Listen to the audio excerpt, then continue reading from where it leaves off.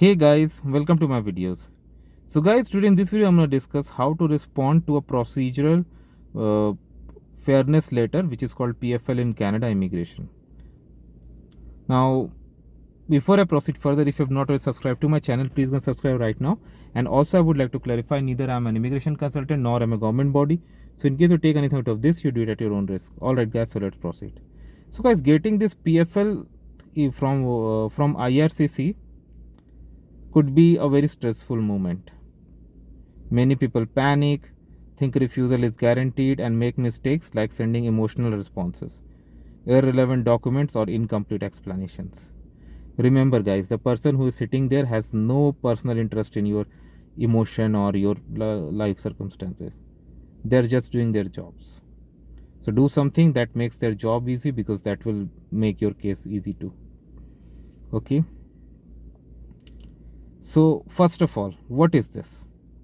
So this Procedural Fairness Letter PFL is basically IRCC is telling you we have a concern about your application, and before we refuse it, we are giving you a chance to respond. This is not at all a refusal yet. It's an opportunity for you. If you respond properly, many applications get approved even after this. If you do not respond properly and if you respond poorly, refusal becomes more likely.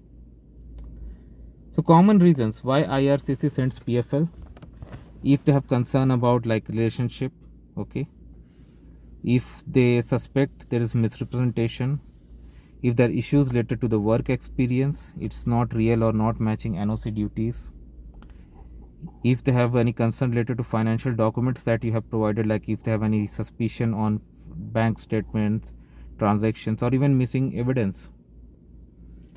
Sometimes they have any concern on police certificate and they raise based on that also. If you haven't disclosed your refusal or prior visa refusal, entry, denial and all properly, and it shows up in the system, that may create trouble too. Now first thing, what you should do when you get a PFL: first of all, do not panic, do not rush. Keep it aside, take a deep breath, bring everything normal, hold your emotions. This, and take it as an opportunity to handle your case. Okay, read the letter carefully multiple times. They clearly mention, IRCC, that what concerns they have, what documents they want, and how many days you have to submit your response. Generally like 7 days, 15 days, or even 30 days also they give. Okay, never miss this deadline, otherwise it could be an automatic refusal. Now understand the core concern, that's very important. People make mistake of replying with too much of unnecessary and irrelevant information. That's not correct. Instead, focus on one thing, what exactly they have doubts with. For example, if IRCC says we are not satisfied with your marriage is genuine due to short courtship and limited evidence, then your response must directly prove relationship history, communication proof, family involvement, future plans, financial support, cohabitation evidence. But instead of these, if you provide other documents, sorry, it's not gonna, your emotions are not gonna help. So how to structure your PFL response? Your response should be structured like a proper document. Cover letter: write a cover letter with full name, UCI, application number, date, put a subject.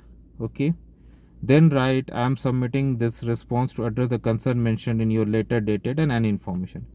Provide point to point explanation. Now this is very important. For example, let's say they have raised 3 concerns, then you have to respond to all 3 points, do not miss any. Okay, let's say concern number 1, relationship is not genuine, then explain clearly and provide and also whatever documents you are sending, mention about those also, and what those documents prove, mention that also. Okay, second is insufficient proof of cohabitation, similar thing. Missing travel and history, provide explanation, everything. Like, you need to understand that the officer who's gonna read has no interest in your personal life. You need to make his job easy. Don't make his job difficult by hiding information. It will not help you. Similarly, do not provide unnecessary information too, that will also not help you. Okay. Attaching strong support documents is very important. Do not attach just random documents. Only attach what they have asked. Okay. For example, if it's for relationship, marriage photos with family, travel tickets, chat screenshots, call logs, money transfer, joint bank account proof, lease agreement, and one more thing, guys.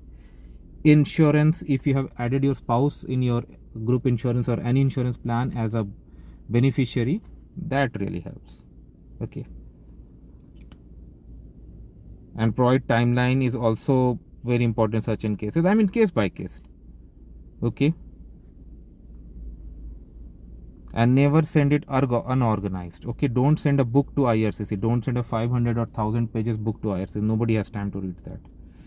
And at this stage, if you just to make your case stronger, if you provide fake evidence and it's caught, then it can lead to a 5-year ban.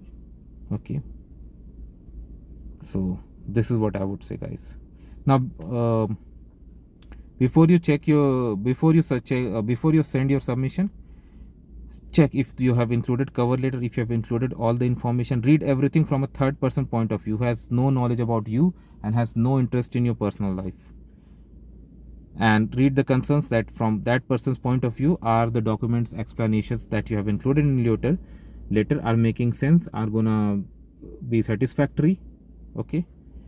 You need to do such an analysis, then only you should send. And again, don't miss any concern and do not include any fake information or document, and make sure you meet the deadline.